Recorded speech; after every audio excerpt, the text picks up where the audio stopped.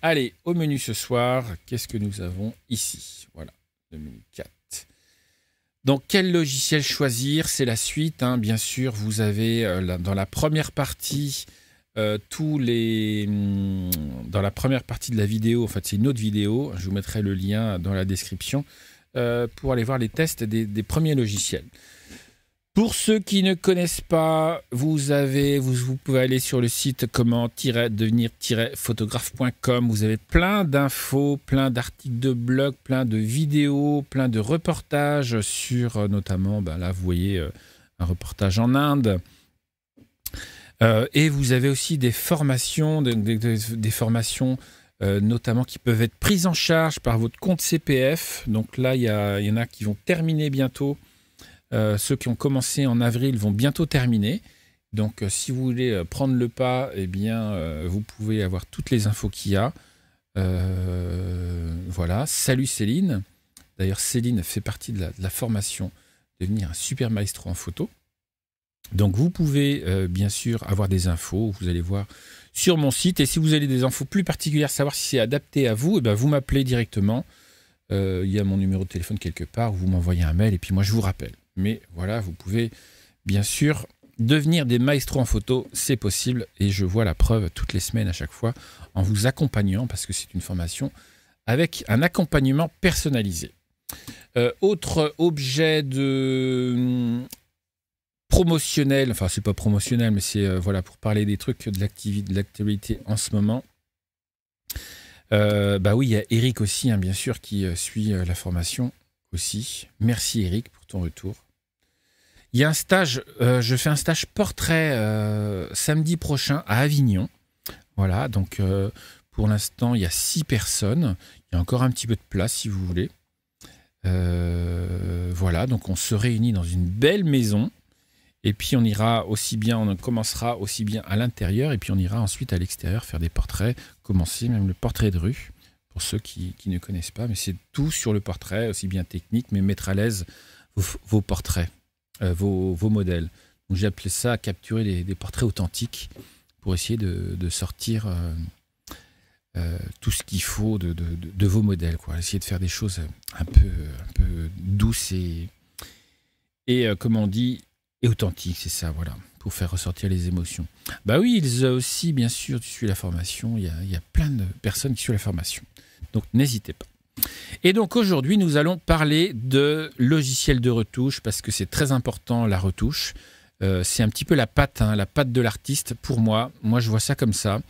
C'est une continuité, voilà, pour donner des fois, ça peut être pour transposer tout simplement en noir et blanc. Et des fois, ça peut être notamment les photos en Inde que j'ai pu faire. Ça peut être donner une atmosphère vraiment spécifique. Voilà, quand on peut traiter des couleurs ou des fois, justement, quand on prend en RAW des photos, quand on prend en RAW des photos, c'est pour optimiser la qualité vraiment du fichier. Eh bien, un fichier RAW, il faut savoir, c'est exprès que c'est un peu plat. En fait, ça manque un peu de densité, ça manque un petit peu de tout. Mais c'est normal parce que un fichier qui a beaucoup d'informations, eh bien, il va être très plat comme ça. C'est comme au cinéma. Pour pouvoir faire des bonnes retouches, eh bien, il faut de bons fichiers RAW. Donc ça, c'est le thème de la formation pour avoir vraiment optimisé la qualité de sa prise de vue. Et puis, ensuite, eh bien, la dernière étape et l'ultime étape, c'est quel logiciel choisir, comment faire ça. Eh bien, il y a plusieurs logiciels. Il y a des solutions qui sont Lightroom notamment, ça c'est avec un abonnement, qui fonctionne très bien. Moi, je travaille essentiellement sur Lightroom parce que je suis habitué maintenant, je fais du tri. Enfin voilà, j'ai pris mes petites habitudes et ça va super vite. Et voilà, mais il y a des petits nouveaux qui arrivent sur le marché, notamment alors Darktable, c'est l'équivalent de Lightroom mais en gratuit. Voilà, c'est de la licence, comment on dit ? C'est de l'open source, ouais c'est ça. Donc c'est-à-dire que c'est un logiciel qui est gratuit et chacun peut y apporter sa petite touche. Luminar que j'aime beaucoup aussi, voilà, qui fonctionne très bien. Il y a la version 3 même, je crois, qui était même gratuite. Et là il y a Luminar 4 qui est sorti et le dernier c'est Luminar AI qui veut dire intelligence artificielle. Qui permet d'avoir des retouches un petit peu moins fait au scalpel en fait, moins faits à la massue, à la massette, qui sont beaucoup plus intelligentes, logiquement. Voilà. Parce qu'il va reconnaître où sont les ciels, il va reconnaître les visages, il va reconnaître quand il va faire, quand vous allez faire du contraste, il va faire ça un peu plus intelligemment. Voilà. Il essaye de reconnaître ce qu'il faut. Et il y a les petits nouveaux qui arrivent aussi. Donc aujourd'hui, on va continuer avec Affinity Photo.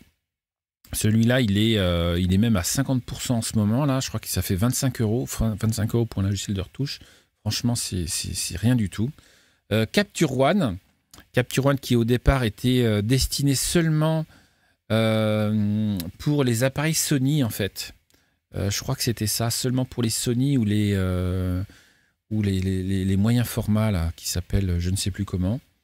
Voilà, mais maintenant c'est devenu un logiciel de retouche à part entière, donc qui est exploitable. Et DxO Photolab, DxO, pareil, ça fait longtemps que ça existe. Il y a plein de suites DxO avec plein de logiciels. C'est en même temps des plugins qui peuvent marcher avec Lightroom, avec Photoshop.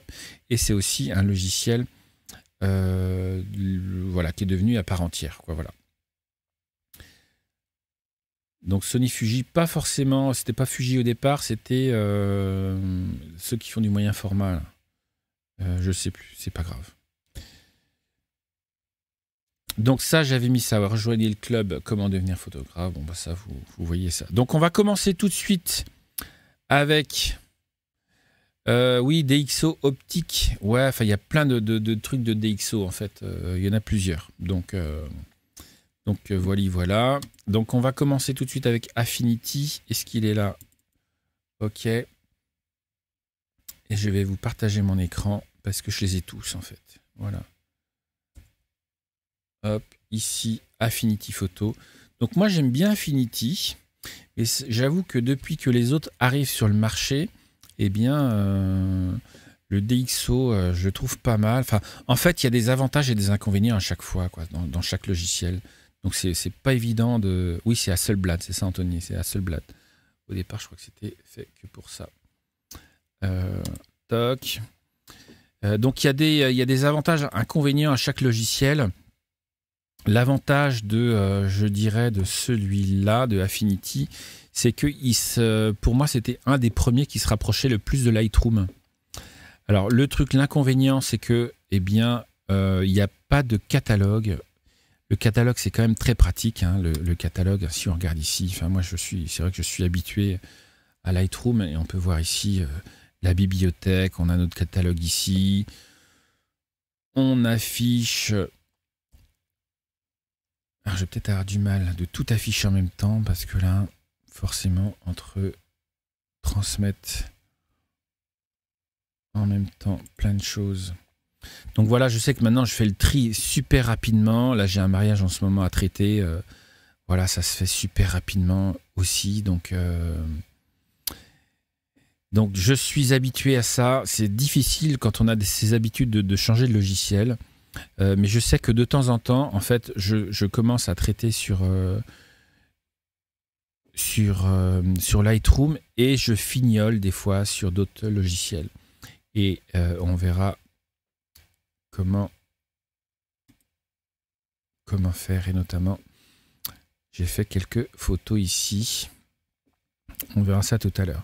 Donc Affinity Photo, lui, il n'a pas forcément ici de catalogue.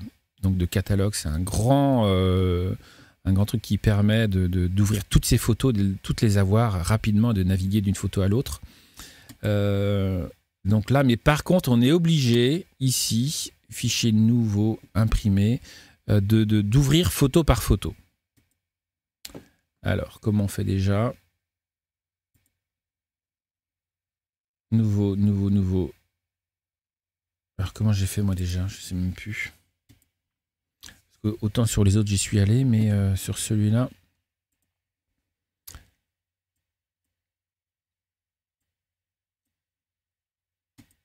On va essayer de prendre un RAW ici.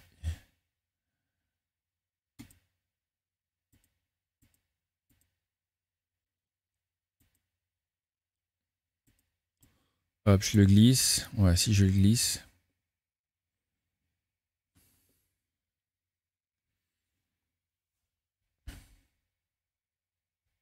Merci Nicolas pour ton retour. Salut Caro. Alors ça mouline grave là. Je crois que je vais être obligé de fermer Lightroom. Ah non, ça y est. Bon, on va essayer de voir si ça fonctionne. Si c'est assez fluide. Donc là, le truc avec Affinity Photo, c'est que vous ouvrez une photo par une photo. Donc ça dépend de votre pratique. Si vous en faites, si vous avez des grosses sessions de photos à traiter, ça va être, je pense, un petit peu lourd. Mais si c'est une photo par une photo, eh bien là, ça suffit largement en fait. Voilà. Donc comment ça se présente? Eh bien, un petit peu comme tous les autres, voilà. Comme tous les autres logiciels, on a en général à gauche des outils et à droite, on a ici tous les paramètres de réglage. Avec en général, vous avez à chaque fois des petits onglets ici sur Basique et on va dérouler en descendant vers le bas. Vous avez ensuite des corrections de l'objectif avec ici chaque onglet ici qui se déroule. Voilà. On a des détails donc pour affiner des détails, en rajouter ou pas. Réduction du bruit, ajout de bruit. On a ici une correction des courbes pour faire du noir et blanc et ici du split toning, ça s'appelle, ou séparation des tons. C'est pour colorer, on va dire, un peu plus voilà, les hautes lumières et les basses lumières. Alors pourquoi il ne prend pas, je ne sais pas. Et ensuite, on a superposition. C'est éventuellement pour je ne sais pas trop quoi. Donc, faut savoir que moi, sur Lightroom, comme sur les autres logiciels, je fais pratiquement toutes mes retouches sur le premier. Voilà, si la photo est bien faite, notamment sur exposition, puis un noir, luminosité, contraste, clarté, saturation, vibrance, voilà, balance des blancs. On a ici ton clair, ton foncé et les profils. Ça, profil, je m'en sers jamais. Donc, vous pouvez faire la majorité de vos corrections là-dessus. Voilà. Et il y a des petits outils ici, c'est pour voir l'avant-après. Bon, bah, pour l'instant, on va pas trop regarder. Vous avez ici les infos de la photo. Vous avez ici, pareil, la taille de la photo. Doc. Donc, développe. Pourquoi j'ai cliqué sur développe? On va voir si ça fonctionne. Donc, on va faire quelques corrections ici, voir comment ça fonctionne. Je pense qu'il doit mouliner. L'ordi va bientôt exploser, je pense, là.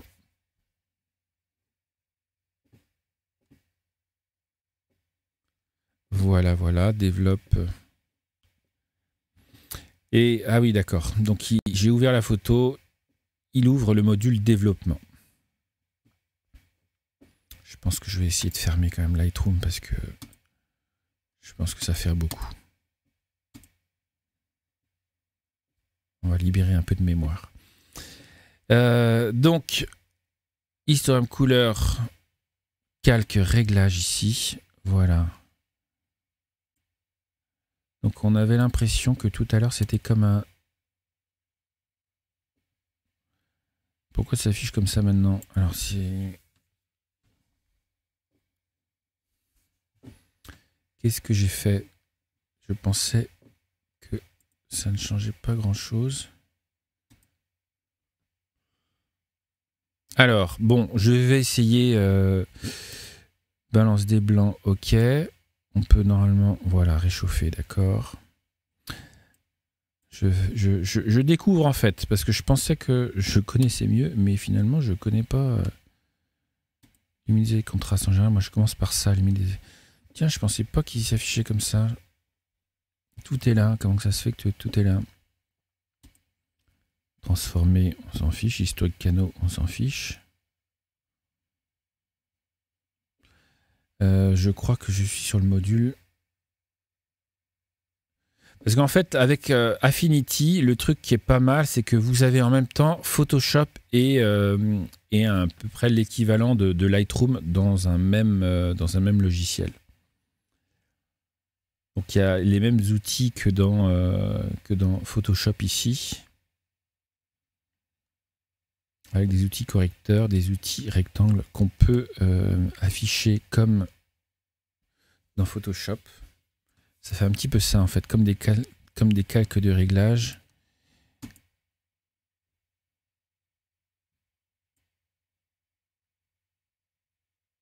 Bon.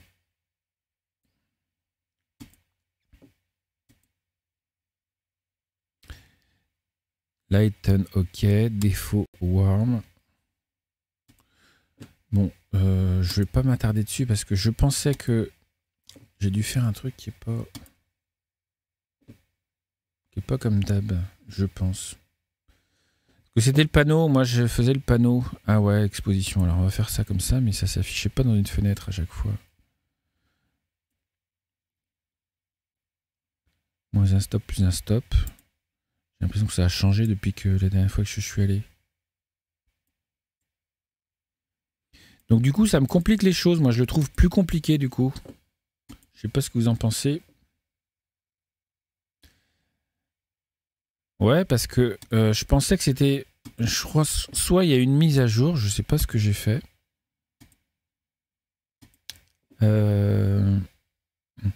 Après, moi, ce que j'aime bien dans Affinity, c'est que tout se trouve sous la main. Ah ouais, là, on est sur le... Tout se trouve sous la main et il y a beaucoup de choses qui s'apparentent en même temps aussi au réglage de Photoshop, en fait. Donc, c'est un petit peu moins, peut-être, intuitif que Lightroom, par exemple. Ah ouais, on peut les mettre directement sur une splash, sur des stocks. Donc, c'est ça. Donc, j'ai dû appuyer tout à l'heure quand j'ai fait Develop. Persona. Liquify, non, c'est Develop. Donc on peut faire du HDR aussi. Ah ouais, vous devez sélectionner un calque pixelisé. Bon. Donc celui-là, je ne l'avais pas regardé en avance. Ok. Donc Affinity, il est très complet pour moi. Je trouve qu'il fonctionne très bien parce qu'il est assez fin aussi dans les réglages. Notamment, on peut ajuster les détails assez finement.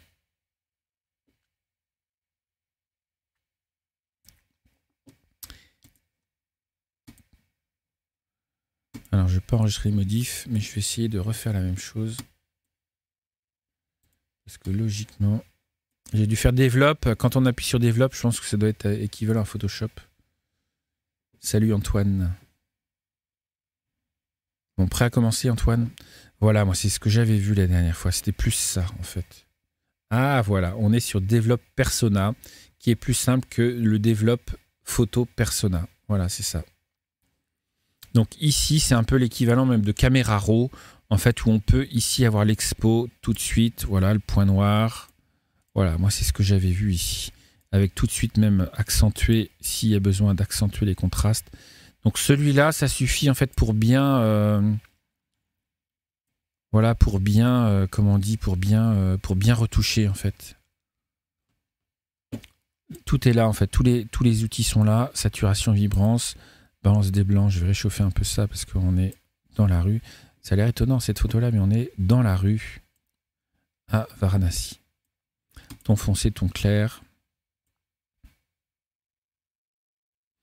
En ressources, pareil, ce qui est important aussi, c'est en ressources. Hein, il est pas trop gourmand. Voilà, il répond assez vite hein, par rapport à Luminar, hein, qui est assez gourmand, qui est beaucoup moins réactif du coup. Et là, au niveau des retouches, même la saturation, par exemple, ben, ça le fait. C'est jamais trop à la truelle non plus, quoi. Donc ça, c'est pour les corrections d'objectifs, réduction d'aberration et limiter la frange. Donc ça, c'est quand il y a des défauts sur défauts d'objectifs. Luminance, ça c'est pour la réduction du bruit et affiner des détails quand on veut en ajouter. Mais là, il n'y a vraiment pas besoin. Donc là, logiquement, ici, avec Luminar, il y a de quoi faire largement tout ce qu'il faut. Là, dans ces outils-là, on a ici tout ce qu'il faut pour faire correctement des bonnes corrections, en fait. Alors, c'est vrai que c'est pas forcément facile à appréhender, mais je dirais que tout se trouve sur la droite ici. Voilà, donc ça marche très bien.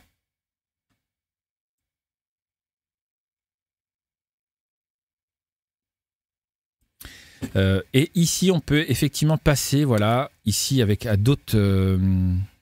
veuillez confirmer. à d'autres outils de correction, type Photoshop. Et voilà, c'est ce que j'aimais bien moi dans Affinity. Donc excusez-moi, je répète un petit peu, mais...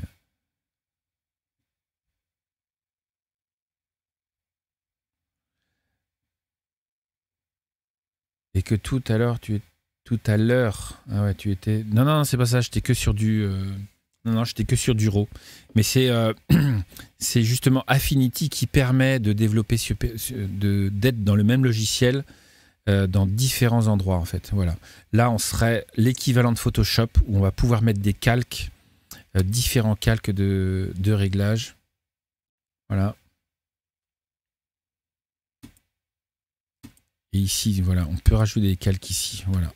Donc ça, c'est l'équivalent Photoshop, on va dire.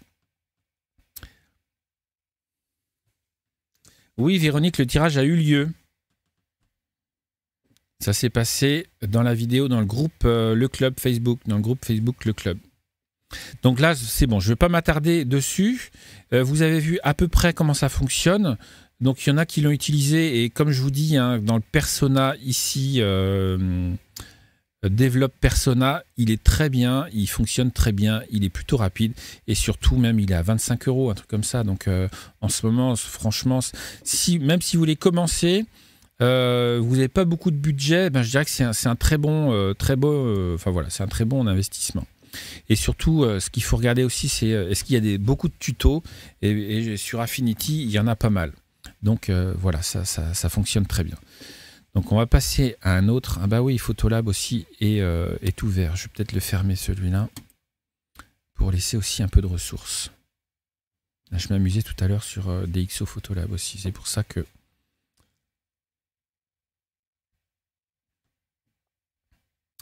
Donc j'essaie de le fermer s'il veut bien. On va essayer de forcer même la fermeture, hein, tant pis.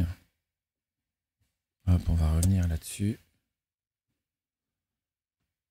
Affinity Photo, fin de tâche. Allez, on y va.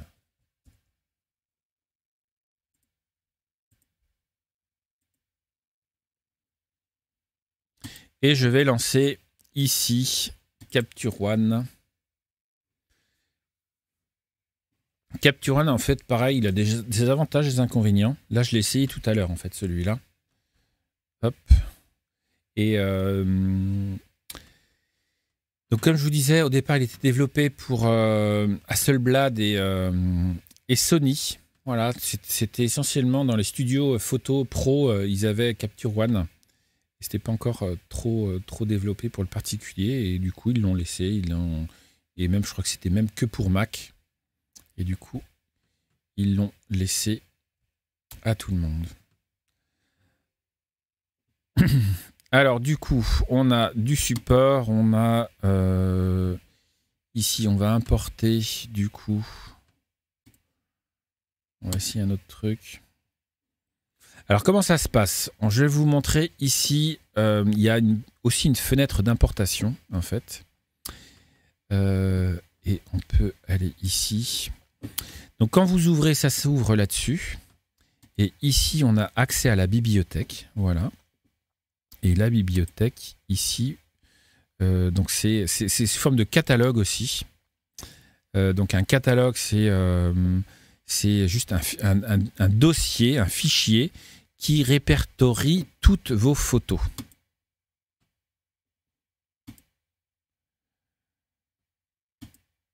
Alors, je ne connais pas bien encore non plus. Je ne peux pas prendre 15 logiciels en même temps, mais ah, voilà, un petit zoom arrière. Donc ça, c'est la photo de Ali, du coup. Donc j'ai regardé ce qu'on pouvait faire avec ça. Il m'a envoyé un RAW. Donc voilà, donc c'est sous le même principe. Ici, on a en haut plein de petits outils. Ouais. On a même un truc réglage auto, le grand menu qui est là. On a des options d'affichage ici. Hein, voilà, soit en vignette, on a à peu près toujours le même truc ici. On a des importations récentes. Voilà. Et ici, on a des outils de tri, en fait, de sélection et de tri. Donc, on peut attribuer des couleurs pour chaque photo, puis ensuite les retrouver facilement. Donc, ça, c'est très, très pratique. Quand vous faites beaucoup de photos, voilà, quand vous faites une sélection, ben, vous pouvez, au fur et à mesure, lui attribuer des couleurs. et ensuite les retrouver, les classer par rapport à ça. Voilà. Par exemple, si j'attribue la couleur rouge à ça, balise couleur, je lui mets un rouge, et bien, et puis par exemple celle-ci, tiens, je lui mets aussi un rouge. Donc je peux ensuite après afficher que les rouges, celles que j'ai sélectionnées. Alors Suzanne, les questions, la réduction de bruit entre Capture One et Affinity, lequel gère le mieux la correction? Eh bien, il y a encore mieux que ça, c'est DxO Pure Raw, qui est simplement une tuerie. Après, moi, j'ai pas été voir, enfin, faut savoir un truc, j'ai pas été voir en détail vraiment comment ça travaille, mais en tout cas, l'outil est présent.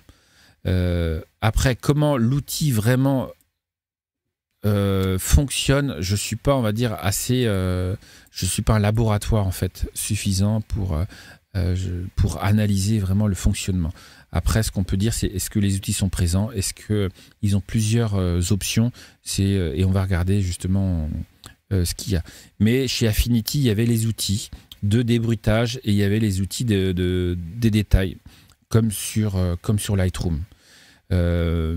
Mais par exemple, sur DxO, il y a beaucoup plus d'options dans l'outil. Donc par exemple ici, on va regarder ici, on a un outil, une photo, qui a un petit peu de bruit numérique. Alors on a les infos ici, ISO 400, et on voit bien ici, ça manque un petit peu de définition. On est sur un 50 mm. Alors Ali, tu peux peut-être nous préciser quel type de 50 mm c'est, et sur quel appareil tu as pris? Voilà, ce serait pas mal. Parce qu'on voit bien que ça manque un petit peu de piqué, comme on dit, de densité. Et on va voir si on peut rattraper ça. Donc l'outil, il est plutôt bien, parce qu'à droite, comme je vous disais, on a ici tous les onglets qui vont nous permettre de faire toutes les corrections. Donc la bibliothèque, ça c'est pour naviguer dans son catalogue de photos. Et ici, tout de suite, on attaque le premier outil avec, ici, voilà, des menus déroulants. Voilà, comme ça, toc, exposition, HDR, clarté, courbe, hop, et vignettage. Et si on continue, on a après, l'outil d'après, c'est, on a la balance des blancs, l'éditeur de couleurs. Donc ça, c'est plus ce qui concerne tout ce qui est les couleurs. Ici, on a toutes les corrections, les déformations d'objectifs. Ah bah là, je l'ai, c'est le 50 mm f1.8, voilà. Donc c'est effectivement un objectif d'entrée de gamme. C'est pour ça que je pense que ça manque un petit peu de densité, de piqué. Ça doit être dû à ça. Qu'est-ce que nous avons ensuite? On a la mise au point. On a avoir des petits outils de netteté. Donc voilà, c'est ce que je te disais tout à l'heure. On va avoir, tu vois ici, des outils de netteté, voilà, pour en rajouter, pour le rayon de netteté et de rayon réduction du bruit aussi. Donc ça, c'est à peu près les mêmes que dans Lightroom, tu vois, sur Capture One. Donc on peut dire que la majorité des outils fonctionnent plutôt bien, quoi, voilà. Et je dirais que je donnerais même un avantage à DxO.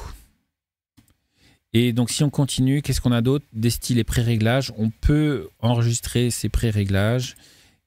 Ensuite, on a l'outil info qui donne toutes les infos de la photo. Donc tout est concentré ici en fait. Et là, c'est pour exporter votre photo en JPEG. On a toutes les options possibles. Et ça, c'est pour faire de la capture en direct. C'est-à-dire vous branchez votre appareil photo directement sur l'objectif, directement l'appareil photo sur l'ordinateur. Et vous pouvez ici prendre des photos en direct, voilà, et voir tout de suite le résultat. Ça se fait beaucoup en studio. Donc ici, alors, là, on va utiliser l'outil du coup. Donc, j'ai ma photo, voilà. Je retourne dans le premier outil ici, qui concerne la plupart des retouches possibles. Style de pinceau, d'accord. Donc, balance des blancs. En général, les outils sont faits dans le sens de l'ordre de passage, on va dire, dans l'ordre de traitement. Donc ça change un petit peu de Lightroom parce que c'est pas forcément le même nom. Mais voilà. Donc le but du jeu dans une photo comme ça, c'est de retrouver, on va dire, un peu de densité, retrouver du relief, essayer de faire ressortir tout le relief des arbres. Voilà, parce que la lumière est un petit peu laiteuse en fait, il y a une espèce de voile. Et donc notamment des fois sur certains outils, on a une correction de voile. Tiens, bah, elle est la correction de voile. Donc on peut déjà commencer un petit peu par ça, tout de suite, la correction de voile, ça va densifier les choses. En général, ça fait à peu près la même chose que le contraste. Il faut savoir que la correction du voile ajoute aussi de la saturation. Donc attention à ça. Donc l'exposition, on l'ajuste aussi pour avoir des zones claires, pas trop denses, et des zones foncées, bien débouchées. Il faut trouver le juste équilibre. Voilà. Luminosité, ça c'est plus sur le travail des blancs quand même. Et on a voilà la saturation. Donc allez, peut-être, je n'ai pas besoin d'en rajouter un peu plus tout de suite. Donc là, on voit bien tout de suite que le ciel est très voilé, très vaporeux, comme on dit. Et on voit, on a très peu de détails, très peu de densité du coup dans le ciel. Et ça va être un petit peu l'objectif du coup l'objectif du coup de la retouche de cette photo. Et c'est pas évident à faire parce que j'ai pas trouvé moi l'outil qu'il fallait. Voilà. Clarté, ça rajoute aussi un petit peu, vous voyez, hop, de densité. Alors, clarté, les outils clarté et détail, il faut toujours faire ça avec un affichage à 100%. Un affichage à 100%, ça vous permet de ne jamais trop faire des trucs à coup de pelle, on va dire, quoi. À ce que ce soit trop dense. Avec trop de... Quand ça pique les yeux au bout d'un moment, quoi. Donc là, c'est pas mal aussi. On peut voir logiquement en avant, après. Vue complète. Curseur séparé. Voilà, hop. Voilà, ça commence déjà à être un peu plus dense, hein, du coup. OK. Avertissement d'exposition, ça c'est très pratique parce que tout de suite, ça nous montre quand les zones sont exposées. Et donc, il y a les fameux outils ici qui sont des outils de sélection de masques, moi, que j'utilise assez souvent. Voilà, donc quand c'est en rouge, ça veut dire que c'est sélectionné, qu'on va agir sur cette zone-là. On peut le redéplacer. Et le but du jeu ici, c'est ensuite voilà, d'ajuster cette zone-là. Donc c'est pas évident, parce qu'il ne faut pas la rendre non plus grise.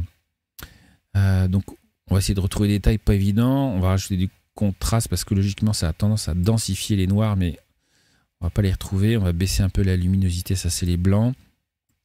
Les hautes lumières, ouais. On va rajouter du noir. Est-ce qu'on peut rajouter du noir? Bah non, il n'y a pas de noir du coup. Donc les ombres, ça c'est... Ouais, c'est pas évident hein, de retrouver un peu de détails ici. Et des fois avec la clarté, ouais, la clarté ça donne un petit coup de peste, mais attention, pas trop. Et correction de voile, bah ouais, ça fait un truc un petit peu grisouille. Donc si on remonte un petit peu ça, donc voilà, je dirais qu'on peut pas faire de miracle, hein, parce que des fois, bah, la retouche... on peut ça, voilà. Alors je pense que là, ouais, tu me dis que tu es au 40D. Je pense que pareil, t'es limité aussi par un petit peu ton capteur en fait. Je pense que le capteur est un peu vieux. Clairement. Et c'est ce qui fait que tu peux pas avoir ici autant de détails dans le ciel, même à l'arrière-plan et sur le premier plan en fait. Voilà, je pense que tu es limité avec ton matériel. Il faut savoir que le numérique, il y a quelques années, il y a 10 ans, ça a quand même bien évolué. Les capteurs ont bien évolué en 10 ans, quoi.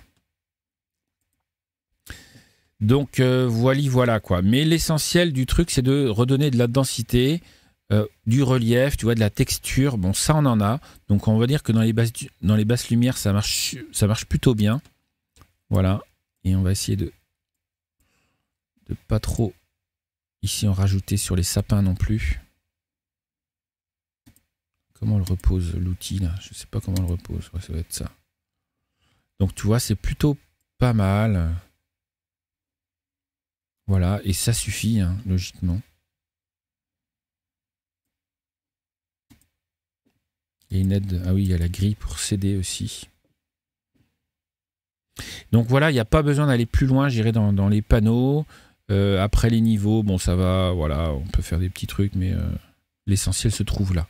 Donc après, éventuellement, on peut aller corriger au niveau des... Ah oui, c'était écrit là du coup.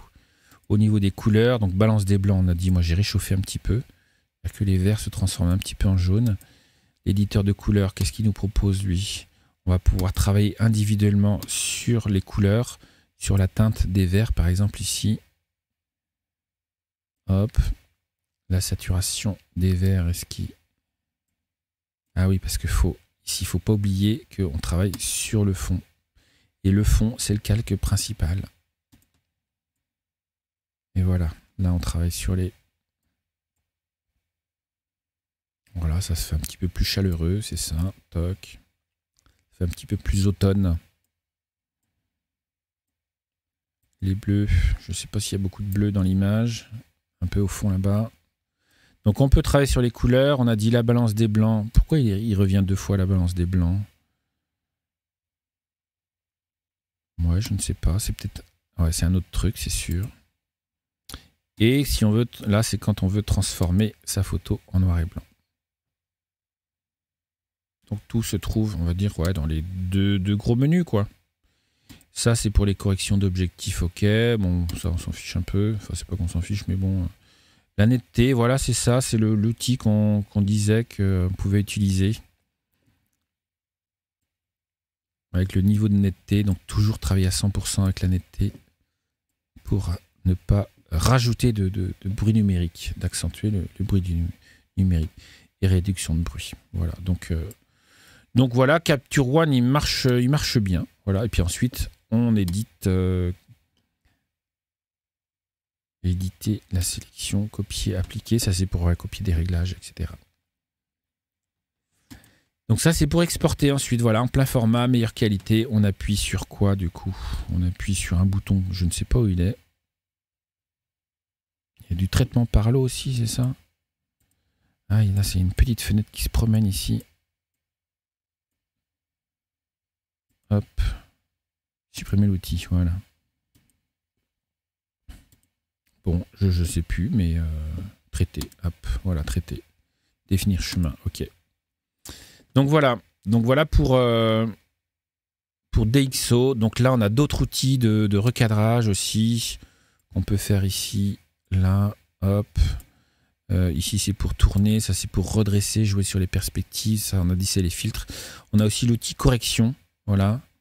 On peut corriger des petites erreurs. Un masquage au pinceau, si on veut. Et des petites choses comme ça. Donc, il y a tous les outils qu'il faut. Et je pense qu'avec l'habitude, là, vous pouvez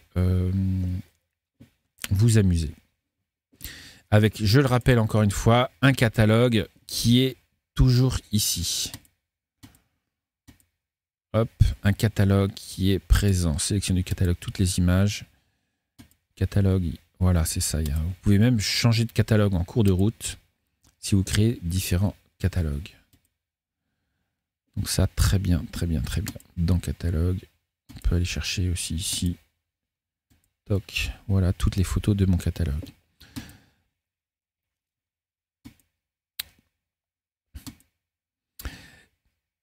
Donc, ok. Donc celui-là fonctionne plutôt pas mal. Moi, j'en suis très content. Enfin, j'en suis content. Je l'utilise pas, bien sûr, c'est pas mon principal, mais j'ai réussi à faire ce que je voulais en fait, à trouver les outils qu'il fallait. Il y en a un qui fonctionne particulièrement bien et que j'aime beaucoup. C'est, enfin que j'aime beaucoup, c'est, il a pareil, il a des choses, des avantages et des inconvénients. C'est DxO Photolab. Il est un peu plus cher celui-là, mais il fait partie de toute une suite complète d'outils très pointus, notamment d'amélioration du bruit numérique. Et ça, je vais vous montrer parce qu'il fait partie d'une suite totale. Alors, l'autre outil s'appelle DxO Pure Raw. Donc là, c'est le même principe. On a... Alors là, c'est pas sous forme de catalogue. Donc Christophe, tiens, j'ai repris ta photo. Parce que tu vas voir pourquoi. Je vais te montrer pourquoi. Parce que tu m'avais fait un appel dernièrement à propos du bruit numérique. Donc, comment fonctionne DxO? On a Photo Librairie ici et Customize. Donc, Customize, c'est dès qu'on va dans le panneau retouche. Et Photo Librairie, en fait, vous allez directement aller voir où sont vos photos. Et il les affiche systématiquement ici. Là, vous pouvez voir d'ailleurs quelques photos que j'ai faites pendant le workshop avec Richard Dumas. Donc, si vous ne connaissez pas Richard Dumas, tant pis pour vous. Non, c'est un photographe français très connu. Voilà, qui a un sacré palmarès au niveau de ses portraits. Donc là, tout est là. Donc là, c'est pas tout à fait un catalogue, mais c'est plus un navigateur, voilà. Où on va aller chercher ces photos. Et une fois qu'on a une photo, ici par exemple, on peut ici la regarder. Hop, et puis on peut passer tout de suite sur l'objet Customize. Ici pour aller tout de suite dans les outils ici de retouche. Donc c'est toujours à peu près le même principe. Vous pouvez voir entre les logiciels, on a à droite des espèces d'onglets comme ça qui affichent des trucs différents. Et c'est toujours à peu près la même chose. On a le panneau principal ici, contraste, avec des outils qui font appel un peu plus à l'intelligence artificielle aussi, qu'on peut exporter aussi sous Lightroom. Il peut être lié directement à Lightroom parce qu'en fait, il peut être considéré comme un plugin de Lightroom. Voilà. Donc, on peut l'exporter directement à Lightroom. Mais le truc, c'est qu'il l'exporte en JPEG ou en TIFF aussi, ou en DNG aussi, d'accord. Ok. Donc ça, c'est pas mal si vous avez besoin d'un autre outil. Donc, par exemple, on va regarder ici. On va reprendre ici la photo de Ali, ou j'en ai une autre. Non, on va prendre celle-ci du coup. Ça, c'est la photo de Patrice qui m'a envoyé. Et ça, c'est ce que j'en ai fait ici. Voilà. Avec ce logiciel-là. Donc, on va aller dans Customize. Donc, je vais reprendre la première. Et donc, tout de suite, on va commencer ici. Donc, alors, l'avantage, c'est que c'est super... c'est très personnalisable. Alors, la différence entre un catalogue et une bibliothèque. Donc, le catalogue, en fait, c'est un fichier qui est reconnu seulement par exemple, par DxO. Et celui-là, vous pouvez l'emmener partout, en fait. Vous allez voir pourquoi. En fait, ce qui se passe avant d'utiliser vos photos, elles sont par exemple sur votre disque dur dans un répertoire bien défini. Votre catalogue, c'est un fichier qui est dans un répertoire toujours le même. Et donc, il y a forcément une manipulation à faire. La manipulation, c'est importer. C'est-à-dire que vous lui dites où sont vos photos. Et lui, il va créer en fait des petites miniatures. C'est des mini-fichiers, des mini-photos de vos photos qu'il va mettre, lui, dans son catalogue. L'avantage, en fait, c'est ça, c'est que même si vous n'avez pas les photos avec vous, sur un autre disque dur ou bref, vous pouvez continuer à travailler sur votre catalogue et à simuler, si vous voulez, à travailler sur vos photos sans qu'elles soient vraiment là. Voilà. Alors que la bibliothèque, c'est un petit peu ce qu'il y a sur DxO ici. La bibliothèque, eh bien, vous voyez là, physiquement, toutes vos photos. Où elles se trouvent. Voilà, c'est juste ça. Donc, il les charge au fur et à mesure. Toc. Par exemple, une photo de chat. Voilà. Alors qu'avec un catalogue, j'ai pas besoin. Admettons que c'est sur un disque dur. Là, on peut voir j'ai des disques durs externes. Par exemple, ici, là, j'ai un Franck 2T. Eh bien, voilà, je peux travailler quand même sur mes photos, même si j'ai pas branché mon disque dur. Donc, c'est ça la différence. Donc là, je reviens, test logiciel. Donc, ça dépend, je pense, voilà, pour des usages professionnels, pour des usages où vous travaillez des fois à plusieurs, enfin, je ne sais pas comment dire, mais ça peut être utile. Ou des fois, ça peut être dans le train. Vous voyagez souvent dans le train, vous ne pouvez pas emmener tous vos disques durs, vous devez travailler quand même sur vos photos. Vous pouvez continuer à le faire, quoi.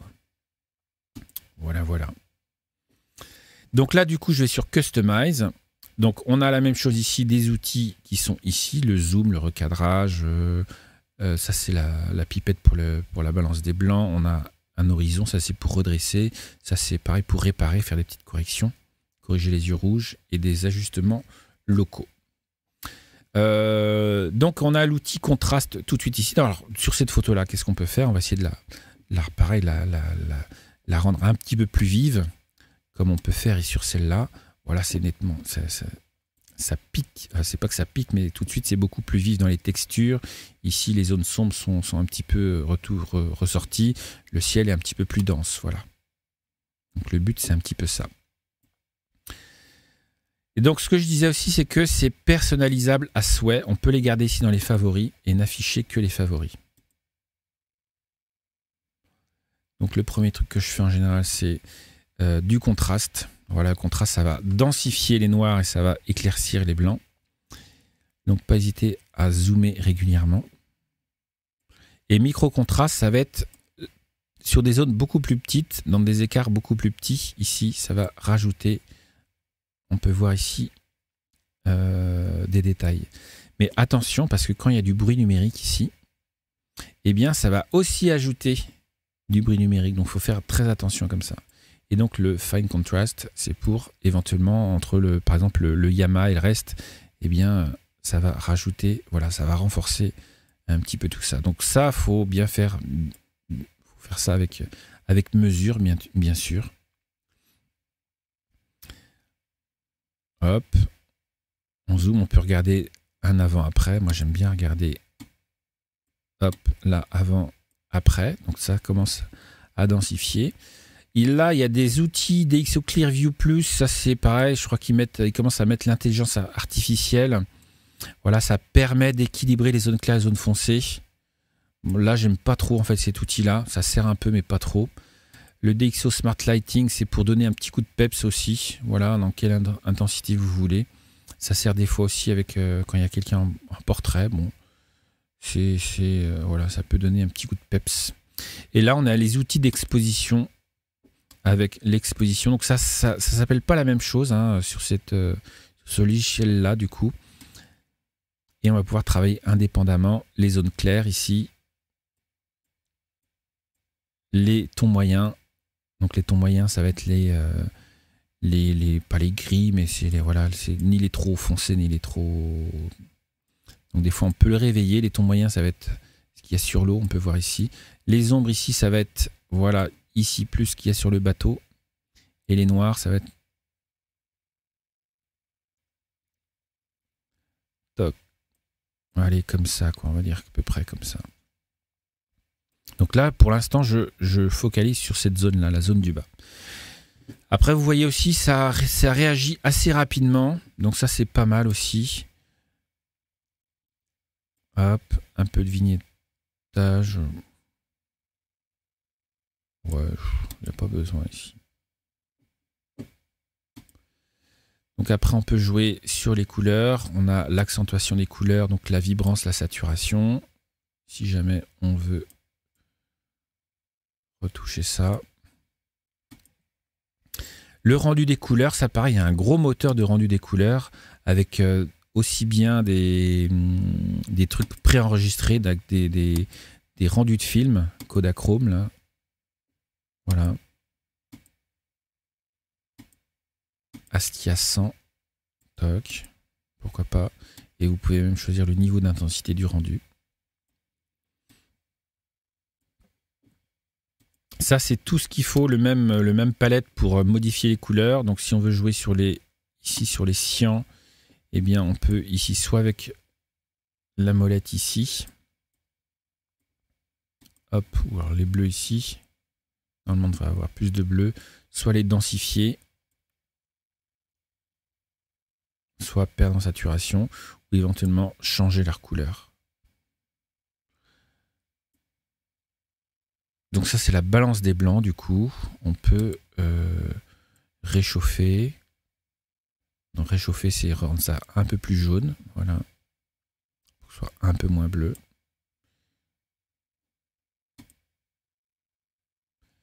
Et donc ça, c'est tout ce qui est les corrections de quand il y a des défauts optiques, en fait. Voilà. Ça, c'est pour le denoising, c'est pour enlever le bruit numérique. Donc, vous avez plusieurs... ça, c'est de l'intelligence artificielle. Apparemment, ça marche très bien. Donc là, c'est le Deep Prime. Donc, est-ce qu'il le fait? Luminance, est-ce qu'il le fait? Oui, il le fait, il le fait. Donc, on voit bien qu'il y a beaucoup moins de bruit numérique. Si je l'enlève... Hop, voilà. Là, il y a plein de bruit. Et là, il devrait l'enlever. Donc ça marche plutôt bien. DxO, c'est un peu le champion, je trouve, dans ce domaine-là. D'ailleurs, je vais vous montrer juste un outil juste après qui permet de traiter votre RAW avant de le traiter, en fait. De traiter votre RAW avant de travailler dessus pour les corrections d'expo. Ça s'appelle DxO Pure RAW. Et notamment, ça fait un travail sur le fichier RAW. Toc. Donc là, c'est pour recadrer, éventuellement redresser, des choses comme ça. Alors, Miniature Effects, ça, je ne supporte pas. En fait, c'est des effets de miniature qui font du flou. Ça, j'aime pas du tout. Ouais, j'aime pas du tout l'effet que ça fait. Donc ça, j'en parle même pas. Voilà. Et donc ça, ici, Local Adjustment, c'est pour faire des ajustements locaux. Voilà. Donc là, vous appuyez là-dessus, vous faites un clic droit et vous sélectionnez l'outil que vous voulez. Donc on a des filtres gradués comme ça, par exemple ici. Hop. Et ensuite vous ajustez. On va faire un zoom arrière. Voilà, vous ajustez ici localement.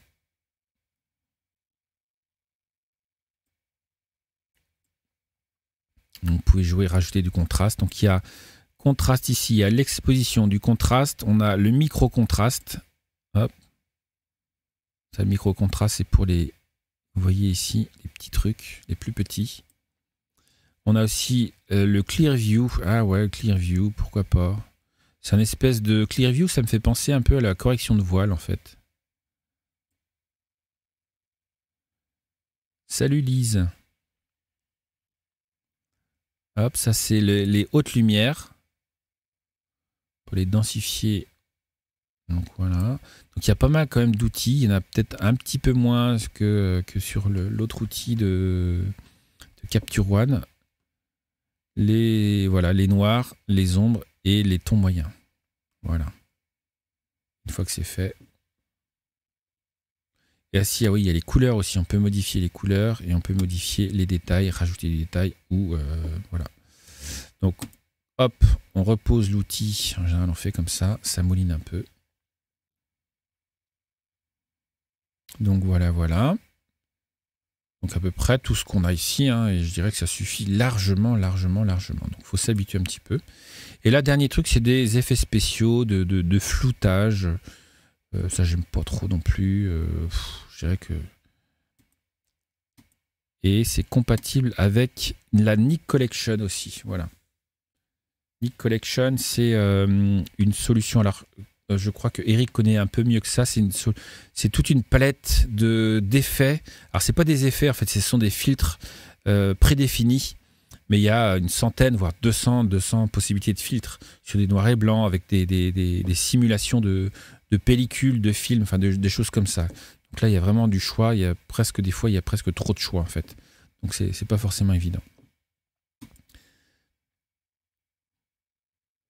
Et donc j'arrive pas à mes résultats parce que ça, je sais plus sur quoi je l'ai fait. Et surtout, ce que je voulais vous montrer avec réglages locaux, ouais, c'est ça. Donc ce que je voulais vous montrer, c'est aussi ce petit outil-là, Pure RAW.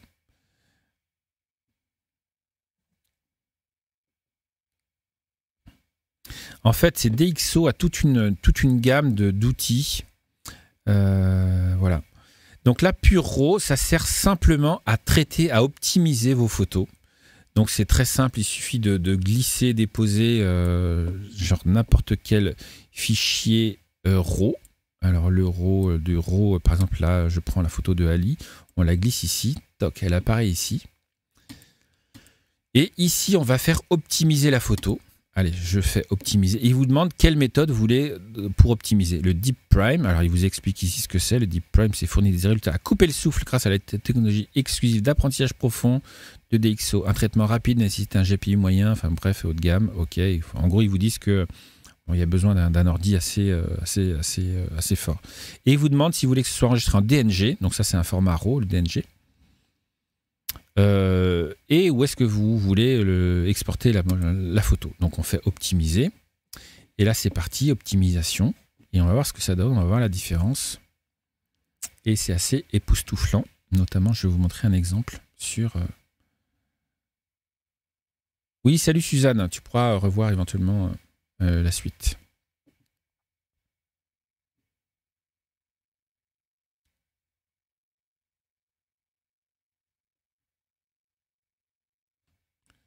Toc. Alors ensuite, je mets afficher les résultats et vous allez voir ici, je vais essayer de zoomer, voilà. À gauche, c'est le fichier original et à droite, c'est la version retouchée, optimisée. Par exemple, sur les détails ici des arbres, vous pouvez voir, hein, il y a quand même, c'est quand même bien net. Voilà, si on regarde ici cette partie-là, là, vous pouvez voir ici que c'est bien optimisé. Toc. Et c'est vraiment fait de façon très fine, moi je trouve. Là, on est à 100%, c'est-à-dire qu'on voit exactement tous les détails. Mais si on agrandit, allez, à 200%, voilà. Donc le bruit numérique, on peut voir qu'il y en a dans les arbres. Ici, il y a du rouge, là, il y a des pixels rouges, un petit peu de toutes les couleurs, là, notamment dans les arbres ici. Et c'est la version optimisée, bah, y a pratiquement plus de bruit. Enfin, moi, j'en vois plus ici, là. Et encore, on est agrandi à 200%. Donc à 100%, c'est vraiment impressionnant. Donc ça marche très bien en fait. Voilà, ça marche très bien cet outil-là. Donc vous pouvez envoyer toute une panoplie de photos. Sans photos, il va vous les traiter. Voilà, d'un clic, on va dire comme ça. Donc je trouve ça quand même super pratique. Et si je vous montre ce que ça fait, j'ai pris l'exemple exprès de la photo de Christophe qu'il avait envoyé parce qu'il avait un gros problème de bruit numérique. Forcément, il était dans des conditions extrêmes. Et là, on peut voir, c'est presque intraitable, en fait, très compliqué à traiter parce qu'il y a vraiment beaucoup de bruit numérique. Alors, où est-ce qu'on a les infos de la photo? Je pense qu'on... ah oui, palette. On peut ici personnaliser ces palettes. Et on voit ici, on est à 5000 ISO. On est sur un 500 mm f4. Voilà, donc forcément on est dans des conditions extrêmes. C'est un fichier RAW, on n'a pas l'auteur ici, pas l'auteur mais le... Non, bah écoute, c'est pas grave. Hein. Toc. Et donc ça c'est le fichier optimisé, on va le regarder, qui est passé sur Pure RAW. Et là, il n'y a pas, enfin je ne veux pas dire qu'il n'y a pas photo, mais c'est quand même bien net la différence entre les deux. Donc là, je suis à quel pourcentage de zoom? Je suis à... Où est-ce que c'est écrit le pourcentage de zoom? Je ne sais pas combien je suis de zoom, mais je ne connais pas bien le logiciel, donc je ne peux pas savoir. Donc ça veut dire qu'un fichier comme ça, on peut, une fois l'avoir fait passer, donc ici, on va pouvoir ici rajouter du contraste du coup, du micro-contraste et du fine contrast. Attention à quand même. Bon là ça manque de densité quand même parce que ça manque de noir, ça manque on est vraiment sur l'extrême limite d'une photo. Là ça fait presque HDR, c'est pas joli du tout. Ton moyen...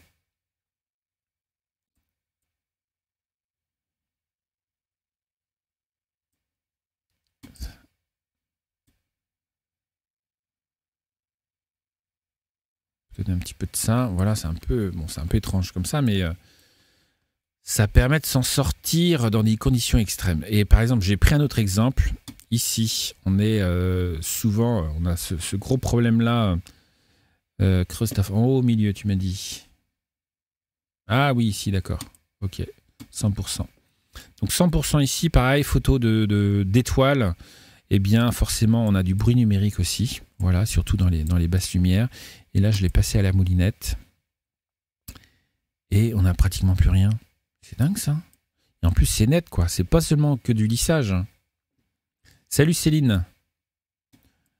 Bonne soirée. Donc, c'est un peu étrange, des fois, sur certaines étoiles. Mais franchement, ça le fait bien. Hein. Ça pouvait voir un avion ici, toc toc.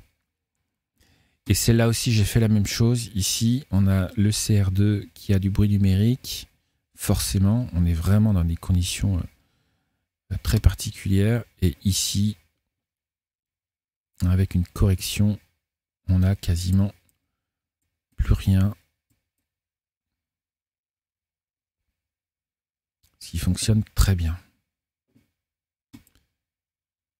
Donc du coup, là aussi, j'ai fait la même chose avec ce fichier-là.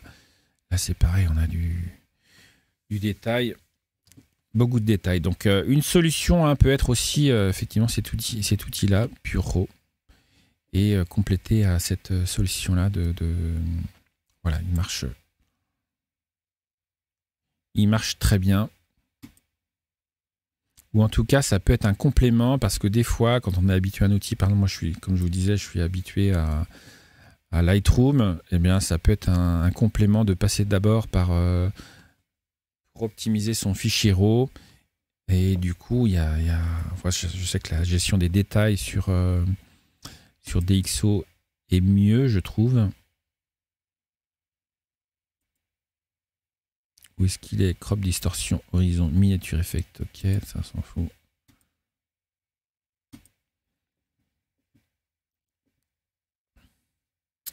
Donc voilà, les ajustements locaux, on peut en faire aussi. Ça, c'est ce que j'ai fait tout à l'heure. Ok. Hop. Donc ça fonctionne très bien aussi.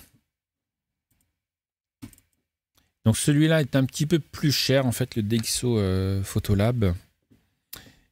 Je vais vous montrer un dernier, un autre du coup. Ça c'est... hop, je vais vous montrer ça. C'est DxO Film Pack. Ça c'est tout simplement un... Alors ça c'est la première fois que j'utilise. Enfin j'ai testé tout à l'heure. Mais c'est un pack, donc c'est un pack de films en fait. Hein. Donc, on choisit sa photo et là vous avez des rendus, voilà, plein de simulations de films. Donc je sais pas si c'est pareil sur Nik Collection. Voilà, on part d'un fichier et puis on a des rendus ici. Voilà, et ça nous raconte même l'histoire du film en fait. Voilà. Donc ça c'est peut-être aussi une solution pour faire des retouches rapide, carte postale ancienne, on a plein d'effets. Et c'est plutôt bien fait. Chambre noire, Fuji Instax.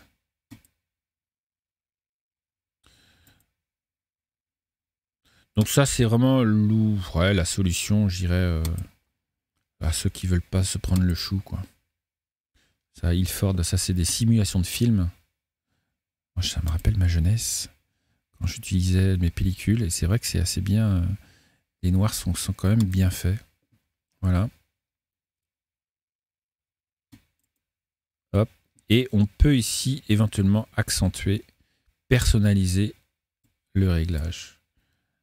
Hop, avec ici l'exposition,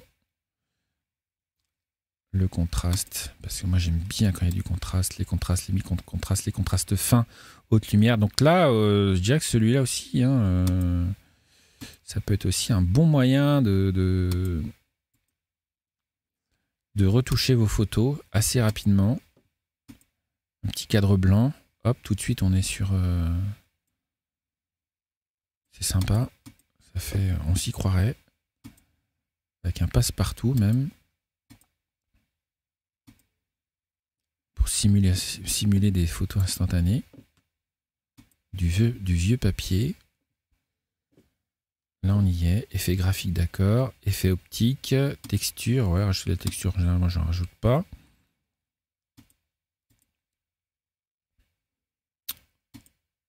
Sympa comme tout. Et puis après, ben, on exporte, vous exportez votre photo comme sur une photo normale, quoi.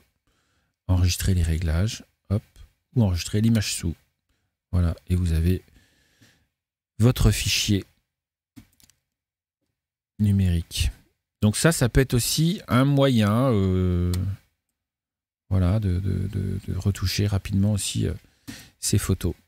Je vais mettre ne pas enregistrer. Donc Capture One Affinity, voilà, DxO Film Pack, Pure Raw, moi je pense que je vais l'utiliser en complément de Lightroom parce que je suis vraiment habitué à Lightroom, notamment pour le tri de mes photos. Puis c'est vrai que j'ai la méthode que j'ai utilisée fonctionne plutôt bien.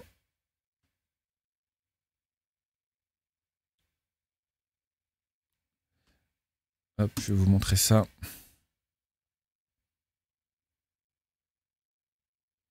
S'il veut bien l'afficher, parce que forcément, je lui ai demandé beaucoup de choses. Toc. Plus de son. Et là, vous avez du son. Ouais, normalement, ça devrait repartir. Ouais, c'est un peu pareil, j'imagine. De toute façon, comme c'est un peu la même famille. DxO, c'est 100% français. Eh bien, ça, c'est une bonne nouvelle, Eric. DxO. Donc, je reviens juste sur les petites retouches que j'ai fait là. S'il veut bien me les afficher.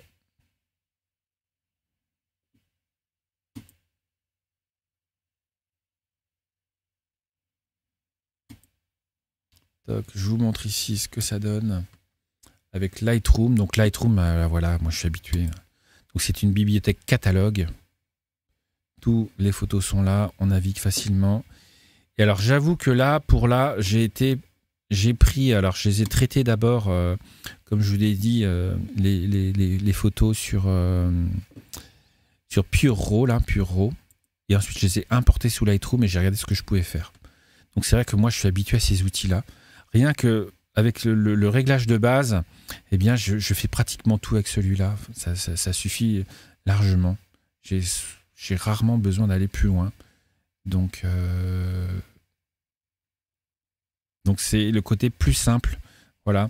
Après, moi, je suis peut-être pas assez pointu, hein, mais je dirais que ça me suffit. J'ai pas envie de passer 5 heures, moi, sur des retouches. Donc j'aime bien densifier. J'aime bien, on va dire même pour celle-là. Voilà, restituer les couleurs. Et là, franchement, ça fait un super fichier. Il n'y a pas besoin d'en faire plus, quoi. Là, c'est le fameux tout de suite avec les étoiles. Voilà, si on peut éviter ça. Non, bien sûr, à la prise de vue, faut optimiser sa prise de vue, mais même celui-là. Voilà, celui-là, il est super péchu, quoi. Ça, c'est le fichier d'origine. Voilà, fichier d'origine. Avec un petit peu de bruit quand on zoome. Là, on regarde ici. Hop, faut qu'il charge. Voilà, il charge. Là, il y a zéro bruit, quoi. Enfin, vraiment, je suis scotché, moi. Je suis scotché par la qualité de traitement de Pure Raw, là, les détails qu'il y a ici sur l'eau, même sur le bateau, quoi. C'est impressionnant. Donc là j'imagine les agrandissements qu'on peut faire à partir d'un fichier comme ça. Je suis sûr que c'est dingue, quoi. Donc voilà, l'avant, après. Et je vous ai dit, j'ai fait ça avec Lightroom que avec ces outils-là. Ici, là, j'ai même pas touché aux courbes, les couleurs à peine. Donc c'est le côté, moi c'est vrai que j'aime bien ce côté-là simple de Lightroom. Et j'ai juste ensuite fait ici un filtre ici, forcément un filtre gradué et un petit filtre, un autre que j'ai rajouté sur l'autre partie du ciel. Et c'est tout, hein. C'est tout, il n'y a rien d'autre. Donc moi c'est ce qui me plaît. Là c'est pareil, c'est ce que j'ai fait ici avec Lightroom. Donc ça c'était le CR2, le fichier original. Ça c'est fait sans retouche. Ici. Hop, et là j'ai densifié le truc. Pareil, on zoome à 100%, même avec un objectif 50 mm. Et faut pas oublier qu'on est sur un D40. Un D40, il date un petit peu. Et là, franchement, encore une fois, je tire mon chapeau à Pure Raw et tout ça, parce que on a quand même un fichier ici à 100% qui est vraiment de bonne qualité, quoi.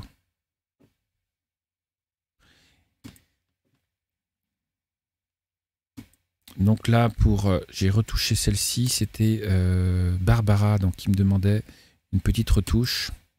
Donc fichier original. Donc là, je ne l'ai pas passé à la moulinette. Ça servait pas à grand-chose. Salut Antoine, à bientôt. Pour le début de la formation. Là, j'ai boosté un petit peu, équilibré tout ça. Mais ça, on pourra voir ça en privé avec Barbara qui commence aussi sa formation. Donc voilà ce que... Bon, là, je voulais pas, hein, bien sûr, je ne suis pas un super expert voilà, technicien, je ne suis pas un labo non plus de test de logiciels. J'ai voulu vous montrer moi comment je pouvais aborder les choses, comment ça pouvait éventuellement être appréhendé. Parce que forcément, j'ai pas eu le temps non plus de bosser pendant des semaines et des semaines sur tous ces logiciels. Mais en tout cas, la prise en main, voilà, il y en a qui sont un peu plus compliqués, qui ont l'air un peu moins évidents à prendre en main. Mais des fois, faut trouver, faut tester. Alors, il y a souvent des versions d'essai, donc faut y aller. Hein. Faut tester les versions. Il y avait 90 jours sur la version d'essai de Affinity, et franchement, je trouve qu'Affinity fait bien le job quand même. Voilà, vous n'êtes pas obligé d'aller profondément dans tous les trucs, mais à 25 €, je pense que ça vaut le coup de se mettre la main dedans. C'est franchement rien du tout. Lightroom, c'est plus pour... voilà, ça dépend de votre budget. C'est quand même 11 € par mois. Ça peut faire une petite ardoise au bout d'un moment, mais ça dépend du nombre de photos que vous faites aussi. Hein. Ça peut être aussi une bonne solution. Voilà. DxO, j'aime pas trop, moi. Alors, j'aime pas trop leurs trucs, là, leurs outils. Il est assez facile, je trouve, à prendre en main, mais j'ai plus, moi, voilà, j'aurais tendance à faire le plus raw pour optimiser le fichier au niveau des détails, au niveau du bruit numérique, et ensuite de passer sur Lightroom. Parce que je sais que Lightroom, c'est son point faible, je trouve. Moi, c'est le traitement des détails, justement, et le traitement du bruit numérique. Voilà, c'est un peu basique. Mais là, ce que fait Puro, c'est de la pure folie. Voilà, j'ai jamais vu aussi bien jusqu'à maintenant. Et bien sûr, Luminar aussi fonctionne bien. Luminar AI, Luminar aussi sont assez pointus. Franchement, j'aime bien, mais qui demandent beaucoup plus de ressources du coup sur votre ordinateur. Donc, je n'ai pas parlé de Darktable parce que je ne connais pas suffisamment bien. Pour les experts, je dirais, je ne veux pas me placer non plus, mais pour moi, je le trouve un peu compliqué. Voilà, il n'est pas très sexy, donc ce ne serait pas forcément la solution que je retiendrai. Voilà. Donc, en tout cas, voilà pour ce petit tour d'horizon des logiciels photo. N'hésitez pas à me donner votre avis, lequel vous avez choisi.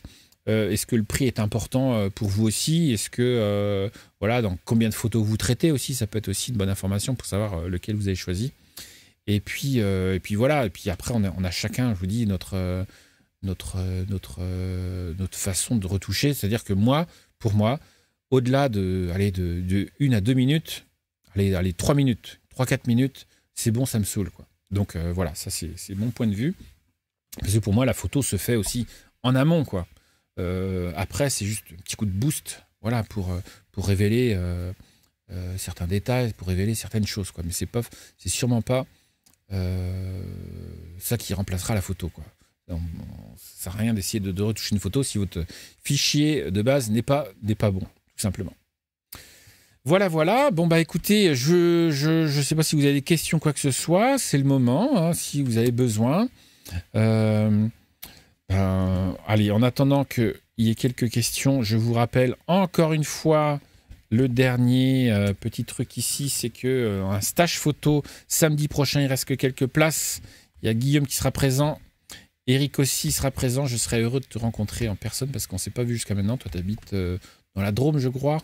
Hein, donc, ce sera l'occasion de se voir. Avec, bien sûr, vous avez tout le programme sur le site et bien sûr des formations disponibles, des grandes formations, des petites et des moyennes. Pour vous aider, vous avez la première vidéo si vous voulez avoir un peu plus d'infos sur en Ardèche, pardon, ouais, en Ardèche. C'est vrai que c'est juste au-dessus. Non, c'est un peu plus dans les terres. Enfin bref, je suis pas forcément bon en géographie de ce côté-là. J'y vais pas assez souvent.